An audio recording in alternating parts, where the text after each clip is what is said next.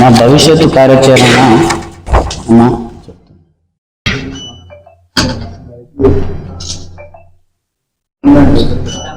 కదా, మరి మేము చూసుకుంటాము, మీకేమన్నా ఉంటాయి ఇట్లా అని వాళ్ళు చేస్తే ఇట్లా లేదు, నేను పార్టీ పరాన్ని నేను టీఆర్ఎస్ పార్టీకి పనిచేస్తానేనన్నా, నాకు ఫోన్ చేయకండి అని చెప్పేసాను.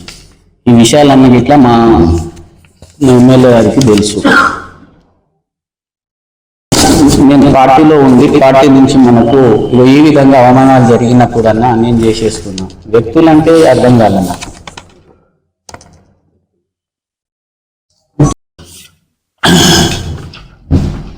నేను బీఆర్ఎస్లో ఉండి 18 సంవత్సరాలు అనుభవించిన, ఇక్కడ అగ్రకులాలదే ఆధిపత్యం. ఇంకోటి కాంగ్రెస్ పార్టీ నుంచి మా గ్రామం నుంచి రాజు అనే ఆయన వచ్చిండు. ఆయన గిట్లా అక్కడ కాంగ్రెస్ పార్టీ గిట్లా గదే ఉంటుంది, ప్రతి ఒక్క పార్టీలో అదే ఉంది. కాబట్టి వెనుకబడిన తరగతుల గురించి కొట్లాడే బ్యాక్వర్డ్ క్లాసెస్ పార్టీగా ఈ మధ్యలో ముందుకు వచ్చిన మరి తీన్మార్ మల్లన్న ఎమ్మెల్సీ గారు టీఆర్పీ అధినేత పార్టీలో పోతే నా లెక్క అవకాశం, నా లెక్క అవమానాలను ఇంకోళ్ళకి జరగకుండా మనం కొట్లాడవచ్చు, ఆ అన్న అడుగు జాడాల్లో నడవాలనే ఆలోచనతోటే నేను ఆ డెసిషన్, ఇప్పుడు నా వేదిక అదే కదా, నాకు ప్రశ్నించడానికి ఏదైనా మళ్ళీ న్యాయం చేయడానికి కూడా. ఒక బీసీ గురించి అంటే ఎస్సీ ఎస్టీ బ్యాక్వర్డ్ తరగతులు అంటే చాలా మంది బీసీ అంట కదా, ఎస్సీ ఎస్టీ అని అంటుంటారు. అసలు బీసీ అంటే తెలిసిన వాళ్ళు ఆ క్వశ్చన్ వేయద్దు. నేను న్యూ బీసీ హాస్టల్లో ఉండే చదువుకున్నా, ఇక్కడ వచ్చాము, ఆడ ఎస్సీ కాలేజ్ హాస్టల్లో చదువుకున్నాం. మనం అంతా ఒకటి కాబట్టి నేను అందులో ఉంటేనే మనకు న్యాయం జరుగుతుంది అని చెప్పి అనుకుంటున్నాండి. నేను అమ్మవారి అవన్నీ నాకు నచ్చే, నేను అన్న నాకు ఈ విధంగా జరుగుతుందంటే అట్లాంటి ఉన్న జెన్యున్ క్యాండిడేట్ ఉంటేనే మనం ముందుకు వెళ్ళగలుగుతాం అని చెప్పేసరికి నేను ఆ ఆలోచనలో ఉన్నాను. అయితే ఇప్పుడు ఆయన చెప్పేసరికి అని కాదు, నేనే అన్నా ఇవన్నీ ఏవికుంటూ వచ్చినా నేను.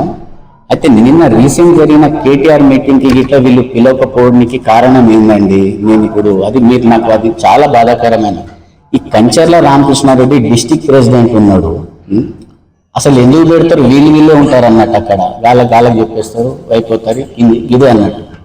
నేను ఏనాడు ఆడ కూర్చోలేదు, తెలంగాణ భవన్ ఎప్పుడు పిలవకపోయినా పోతాం కదా, ఒక్కో రోజు ఒకసారి పిలిస్తే అని కమ్యూనికేషన్ కూర్చోం. నేను దానికి ఏం ఈ బడం లేదు. ఇక నేను ఇవన్నీ ఎగుకుంటూ వస్తున్నా, ఇంకా వచ్చే తరాలకి గిట్లా ఇబ్బంది ఉండొద్దు, వాళ్ళకి ఇట్లా న్యాయం జరిగేటట్టు ఉండాలని నేను ఈ డెసిషన్ తీసుకున్నాను. నేను పలుమార్లు ఇక్కడ దగ్గరున్న మా ఎమ్మెల్యే దృష్టికి తీసుకెళ్ళిన, అధిష్టానానికి చాయిస్ లేదు. అప్పట్లో అధిష్టానానికి ఏంటంటే డైరెక్ట్ ఎమ్మెల్యే త్రూ రావాలి, వాళ్ళు ఇక్కడ వినే పరిస్థితిలో లేరు. వీళ్ళకి చెప్తే వీళ్ళకి మళ్ళీ వాళ్ళే చెప్తారు.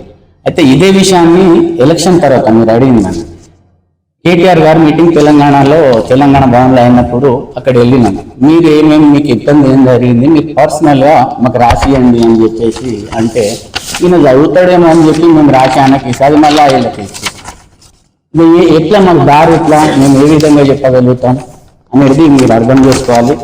రెండో అంశం, కొంతమంది నువ్వు తొందరపడ్డావు, చాలా లేట్ చేసినావు అని అంటారు. అంటే నేను తొందరపట్టి నిర్ణయం తీసుకోలే. నేను సుమారు నా పదవి 2019లో నేను గెలిస్తే 20 నుంచి స్టార్ట్ అయింది హరాస్మెంట్. 20 నుంచి ఇక నాకు మెంటల్ టెన్షన్ కంటే ఏం లేదు, ఎటు చేయలేని పరిస్థితి అండి నాది. ఎవరికి చెప్పుకోవాలి? వీళ్ళకి చెప్పుకోవాలి. వీళ్ళు స్పందించారు.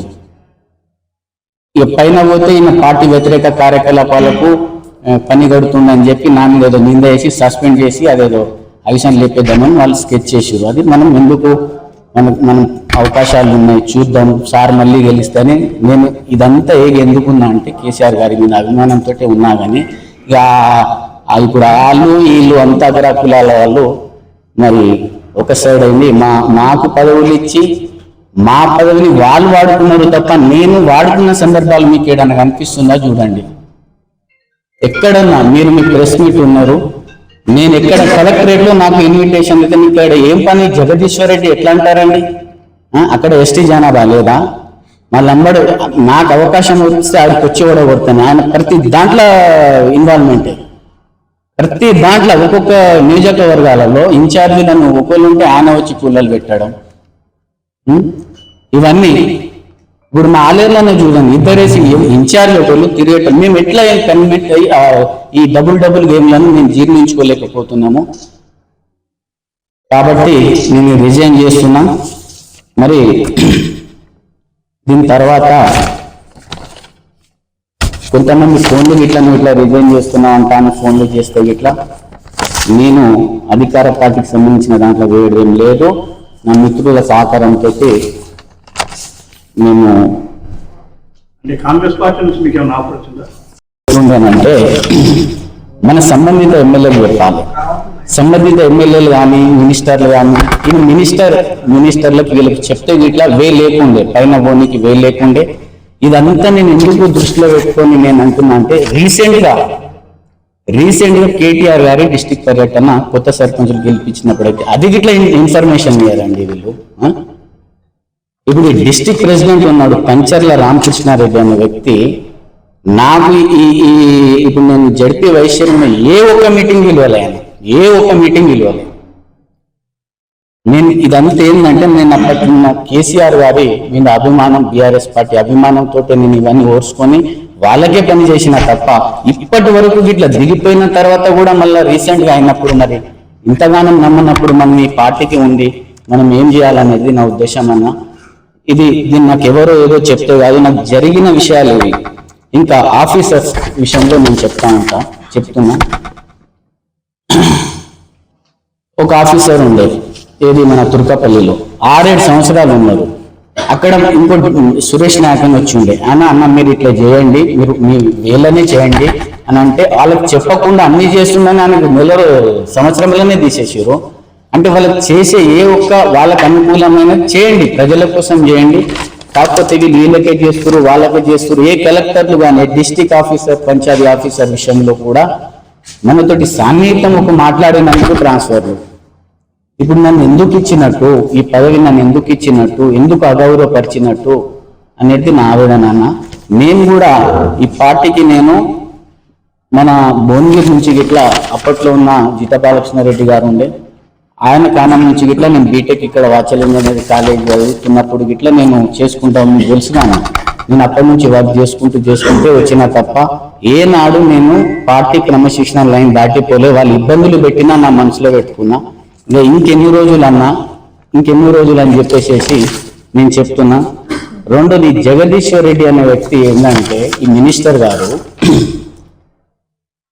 ఈయనకు మేము ఒక గిరిజన బిడ్డని, లంబడోళ్ళ బిడ్డని నేను. అట్లాంటప్పుడు సరే పదవి ఇచ్చినాక మీటింగ్ అయితే ఉంటే దానికి పార్టీ ఉంటుంది, పార్టీ వాళ్ళకి చెప్పే వచ్చినా నేను. మా సర్పంచ్ గారికి ఇక్కడ ఉన్నారు, మీరు తీసుకొని రాదు, నేను అక్కడ మీటింగ్ ఉందని అంటే, నువ్వు ఇక్కడ అది నాకు విచిత్రం అనిపిస్తుంది. అంటే వీళ్ళకి మేము సేవ చేస్తూనే ఉన్నాను, పోనీ పదవి వచ్చినప్పుడు ఇట్లా గౌరవం ఇట్లా ఉండాలి కదా, ఇది కాదని వాళ్ళు చెప్పామనండి. నేను క్రమశిక్షణ కలిగిన కార్యకర్తలకు చేసినానా లేదా, మా ఎమ్మెల్యే గారు, మా మహేందర్ అన్న వాళ్ళని చెప్పామనండి. ఈ విధంగా అన్న ఫండ్స్ విషయానికి వస్తే ఇది బీటీ రోల్ ఇక్కడ నుంచి ఇక్కడ ఉంది మేడం, ఇది వేయండి అంటే మీ ఈడే కాకుండా ఇంకే దగ్గర వేసు ఇదన్నా. ఇంకా రెండో విషయం ఏంటంటే, మా సోదరుమణి ఎంపీపీ గారు ఉండే సుశీల అని, నాతో పాటు ఎంపీపీ, ఆమె గిరిజన మహిళ, ఎస్టీ లంబర్.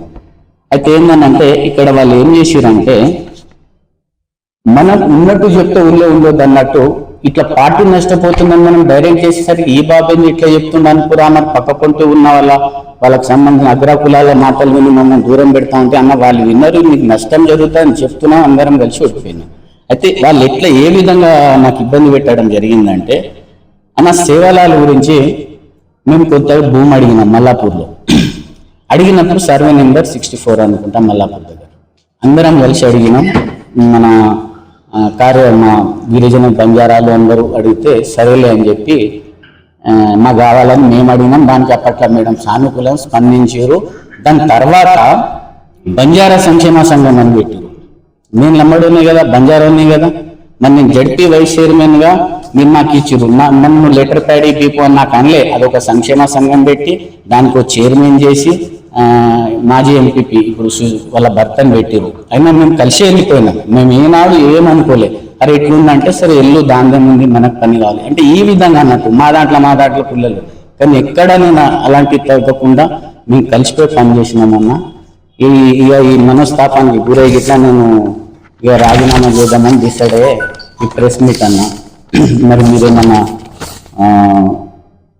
నా విషయంలో ఏమన్నా ఇది అడగాలనుకుంటే అడగండి. నేను కొత్తగా ఫస్ట్ టైం పెట్టిన నాకు. ఇంకో విషయం ఏంటంటే మీ వ్యాపారం అభివృద్ధి కావాలని కోరుకుంటున్నారా? అయితే వెంటనే క్యూనస్ ని సంప్రదించండి. Schools, colleges, banks, shops, office promotions, land promotions, political promotions, restaurant promotions, hospital promotions, పుట్టినరోజు వేడుకలు, శుభకార్యాలు, వ్యాపారాలు ఏవైనా, సందర్భం ఏదైనా ఇప్పుడే క్యూనస్ ద్వారా తెలియజేయండి. మీ వ్యాపారాన్ని అభివృద్ధి చేసుకోండి.